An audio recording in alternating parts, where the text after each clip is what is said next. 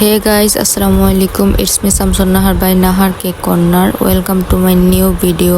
আজকে আমি আপনাদের সাথে শেয়ার করব কিভাবে আলু দিয়ে মেয়োনিজ তৈরি করা যায়। প্রথমে নিয়ে নিলাম একটা ব্লেন্ডার জার, তারপরে সিদ্ধ করে রাখা দুইটা আলু এখানে দিয়ে দিলাম।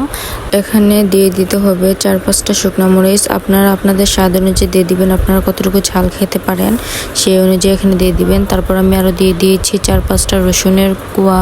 এখানে আরো অ্যাড করতে হবে 2 টেবিল স্পুন সয়াবিন তেল। এখানে আমি 1 টেবিল স্পুন করে 2 টেবিল স্পুন সয়াবিন তেল দিয়ে দিয়েছি। পরপর আবারও 1 টেবিল স্পুন করে 2 টেবিল স্পুন চিনি দিয়ে দিয়েছি। আমার থেকে কিছু কম মনে হয়েছে, এই জন্য আরও কিছুটা চিনি দিয়ে দিয়েছি। তারপর সামান্য লবণ দিয়ে দিয়েছি, আপনাদের স্বাদ অনুযায়ী লবণটা দিয়ে দিবেন। এখানে আরও কিছুটা গোলমরিচ দিয়ে দিয়েছি।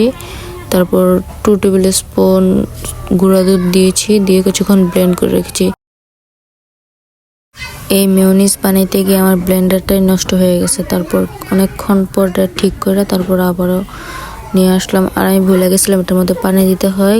তারপর কিছুটা পানি দিয়ে পরিমাণ মতো পানি দিয়ে এটাকে আর ব্লেন্ড করে নিচ্ছি। কিছুক্ষণ ব্লেন্ড করার পর এই তো রেডি হয়ে গেল আমাদের আলু দিয়ে তৈরি মেয়োনিজ। আপনারা কিন্তু সকাল বিকাল নাস্তার সাথে এটা খেতে পারেন। এই ভিডিওটা দেখার মাধ্যমে খুবই সহজে আলু দিয়ে মেয়োনিজ তৈরি করে নিতে পারবেন। আর আমার ভিডিওটা যদি আপনাদের কাছে ভালো লাগে তাহলে অবশ্যই আমার পাশে থাকবেন। আল্লাহ হাফেজ।